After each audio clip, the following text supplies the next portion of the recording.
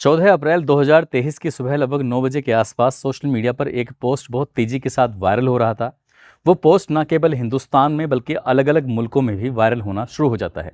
कुछ लोग जो हिंदी जानते थे वो उसको अच्छे से समझ रहे थे, और जो हिंदी नहीं जानते थे वो एक दूसरे से जान रहे थे कि आखिरकार ये क्या लिखा है, क्या नहीं।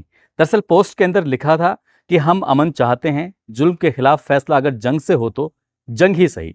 सलमान खान, हमने यह तुम्हें टेलर दिखाने के लिए किया है ताकि तुम समझ जाओ हमारी ताकत को, और मत परखो। यह पहली और आखिरी वार्निंग है। इसके बाद गोलियां घर पर नहीं चलेंगी। और जिस दाऊद इब्राहिम और छोटा शकील को तुम भगवान बना रखा है, उसके नाम के हमने 2 कुत्ते पाले हैं। बाकी ज़्यादा बोलने की मुझे आदत नहीं है। जय श्री राम, जय भारत, सलाम शाहिदानू। कुछ इसी तरह का पोस्ट जो सोशल मीडिया पर वायरल हो रहा था। दरअसल इस पोस्ट से कुछ ही देर पहले सलमान खान के घर पर किसी ने गोली चला दी थी। अब ये कौन व्यक्ति है, किसने ये पोस्ट लिखा, किसने ये जिम्मेदारी ली, आज की कहानी के माध्यम से यही जानने की, यही समझने की कोशिश करेंगे। कौन है वो सलमान खान का दुश्मन जो सलमान खान को मारना चाहता है। आदाब, नमस्कार, सत श्री अकाल। मैं उस्मान सैफी। आज की जो सच्ची घटना मैं आपको सुनाने जा रहा हूँ, ये सच्ची घटना है महाराष्ट्र प्रदेश का एक शहर है मुंबई, और मुंबई का ही एक बहुत पौश इलाका है जिसका नाम है बांद्रा। बांद्रा यानी कि सलमान खान के घर से लगभग 500 मीटर की दूरी पर 14 अप्रैल 2024 की सुबह लगभग 5 बजे के आसपास का वाकया है। एक गैलेक्सी अपार्टमेंट पड़ता है, और इस गैलेक्सी अपार्टमेंट की जो 8 मंजिला इमारत है, सुबह 5 बजे के आसपास बाइक पर सवार 2 बदमाश होते हैं, और दोनों ने ही अपने अपने चेहरों को ढका हुआ था। जैसे ही इस गैलेक्सी अपार्टमेंट के सामने आते हैं, उन्होंने 7.6 बोर की अपने पास एक बंदूक थी। उस बंदूक से एक के बाद एक 5 राउंड गोलियां चलाते हैं। 2 गोलियां तो ज़मीन में लग जाती हैं, 1 गोली हवा में चली जाती है, और 2 गोली लग जाती हैं जाकर जो इस 8वीं मंजिल के पहला माला था, पहला फ्लोर था, पहले फ्लोर की बालकनी के पास जाकर गोलियां लग जाती हैं। दरअसल ये जो पाँचवीं, ये जो गैलेक्सी अपार्टमेंट है, ये जो बालकनी है, इस बालकनी से सलमान खान दरअसल यहाँ खड़े होते हैं, और बड़ी संख्या में इनके चाहने वाले सामने खड़े होते हैं। उनके सामने वो अभिवादन करते हैं, हाथ मिलाकर उन्हें हेलो करते हैं।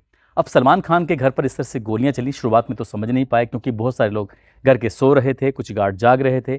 गार्डों को ऐसा लगा किसी ने पत्थर मारने की कोशिश की है, लेकिन जाकर जब सीसीटीवी कैमरे खंगाले गए तो पता चला बाइक पर सवार 2 बदमाशों ने गोलियां चलाई हैं। अब ये पुख्ता हो चुका था। पुख्ता होने के बाद घर के जो मेन मुखिया थे सलीम खान, उनको बताया गया कि आज कुछ सुबह सुबह ऐसा हुआ है।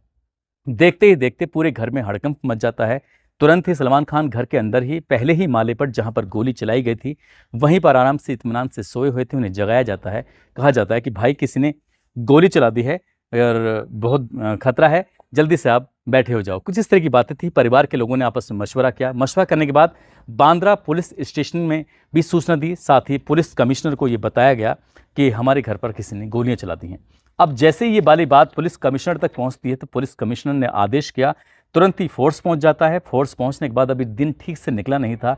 लोग अपने अपने घरों से निकलकर कोई समुद्र के किनारे टहलने जा रहा है, तो कोई एक दूसरे से बात करते हैं। जो ज़्यादातर कई लोग नए इस रास्ते से गुजरते हैं और बताते हैं कि गैलेक्सी अपार्टमेंट, सलमान खान यहीं रहता है अपने परिवार के साथ। कुछ इसी तरह का लोग संदेश दे रहे थे। और अचानक से जब पुलिस बढ़ने लगी तो लोगों ने पूछा कि आखिरकार क्या माजरा है, क्या बात है। तो लोगों ने बताया कि सुबह सुबह 5 बजे बाइक पर आए थे और गोली चलाकर चले गए। कौन है कौन नहीं है अभी इसके बारे में पता नहीं है।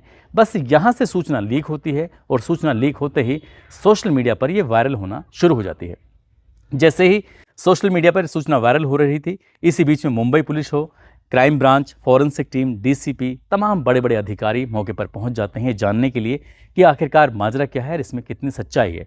अब सीसीटीवी कैमरे को फिर से यानी कि पुलिस के माध्यम से देखा जाता है, डीवीआर को कब्जे में लिया जाता है, और उससे साफ क्लियर हो जाता है कि वाकई बाइक पर सवार होकर 2 बदमाश आए थे जिन्होंने चेहरा ढका हुआ था और गोलियां चलाई थी।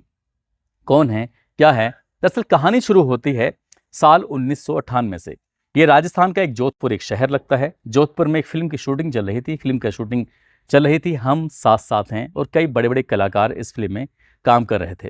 27-28 सितंबर 1998 की रात ये घोड़ा फार्म हाउस है। इस घोड़े फार्म हाउस के पास में ही काले हिरण का किसी ने शिकार कर दिया। जब काले हिरण का किसी ने शिकार कर दिया तो पता चला, इसमें नाम आता है सलमान खान का, कि सलमान खान ने ही इस हिरण का शिकार किया है। और देखते ही देखते 15 अक्टूबर 1998 को जोधपुर का ही एक लूणी थाना है, उस लूणी थाने के अंदर सलमान खान के खिलाफ मुकदमा दर्ज कर लिया जाता है। एक दो नहीं बल्कि 4 मुकदमे दर्ज हो जाते हैं, और जब 4 मुकदमे दर्ज होते हैं साथ ही इन्हें गिरफ्तार भी कर लिया जाता है और लगभग 5 दिन तक ये शुरुआत में जेल में रहते हैं। और 17 अक्टूबर 1998 को इनको जमानत मिल जाती है, ये चले जाते हैं। लेकिन ये काला हिरन अब सलमान खान का लगातार पीछा करने लगता है। एक बालक जिसकी उम्र अभी 7-8 साल ही थी जब ये काले हिरन के साथ घटना घटी थी, लेकिन वो बालक आगे चल के यूनिवर्सिटी पहुंचता है, वहाँ पर गुंडागर्दी में आ जाता है, गैंगस्टर बन जाता है, बड़े बड़े कांड करने लगता है। और एक दिन उसे पुलिस ने पकड़ लिया था, यानी कि उस लड़के का नाम होता है लॉरेंस बिश्नोई। उस लॉरेंस बिश्नोई को पुलिस ने पकड़कर अपनी जीप में डाला हुआ था।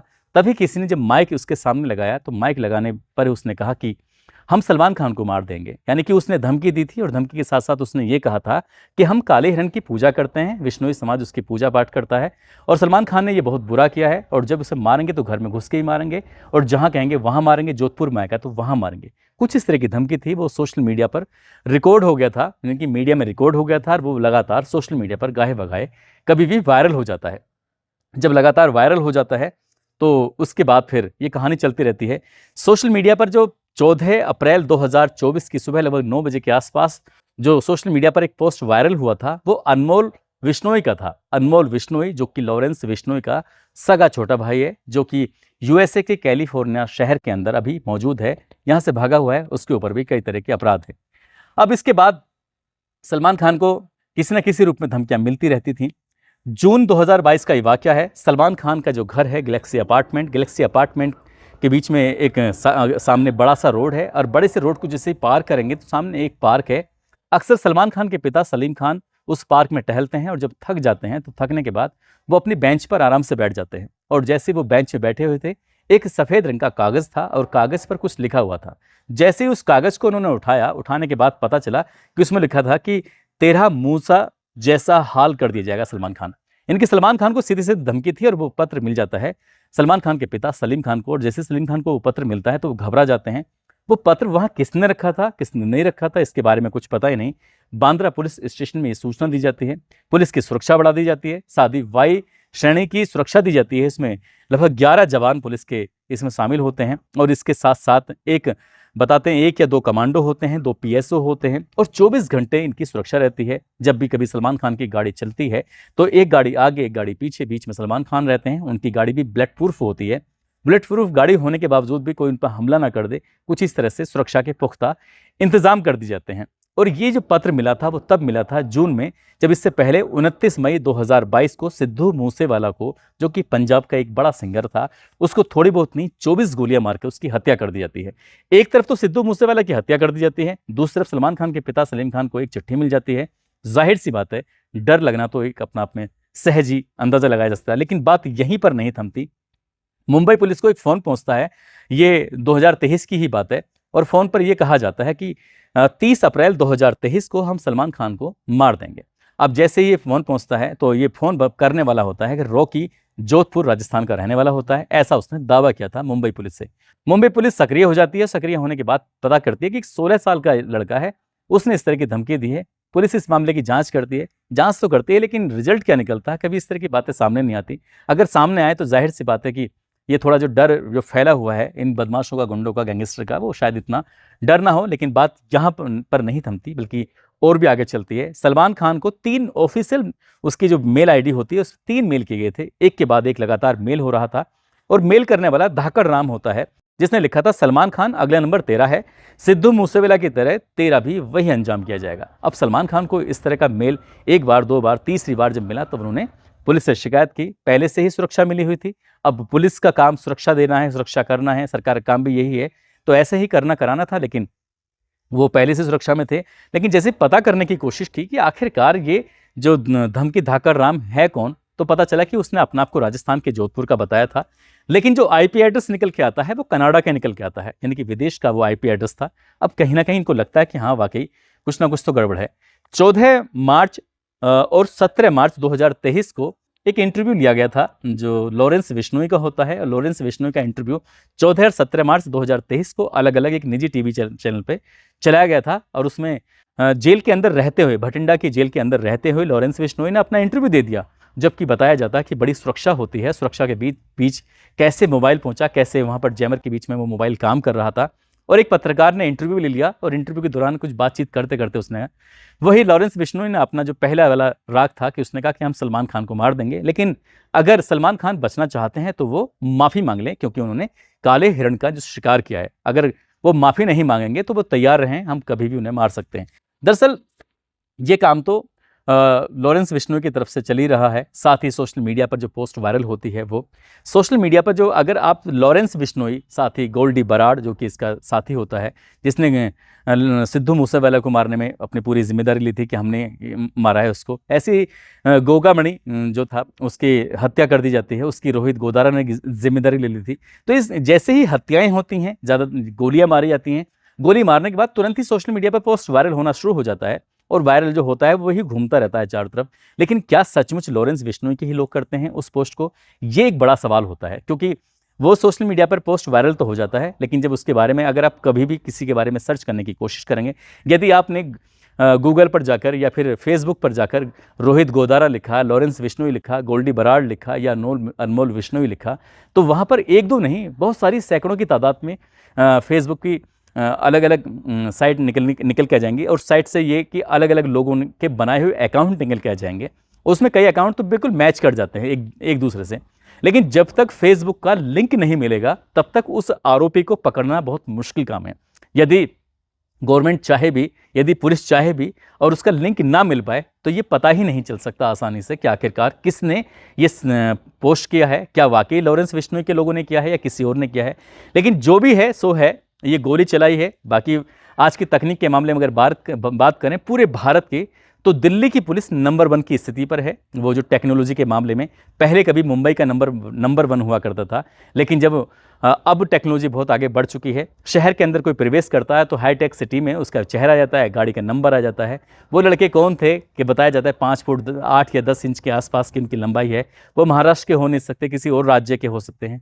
पुलिस के लिए बाएं हाथ का खेल है। जिस तरह से हाईटेक सिटी है, शहर में वो कहाँ घूम रहे थे, किस रास्ते से गुजरे थे, सलमान खान के जब घर पहुंच रहे थे तो शाहरुख खान के घर की तरफ से वो आ रहे थे, तो उनको पकड़ना आसान है।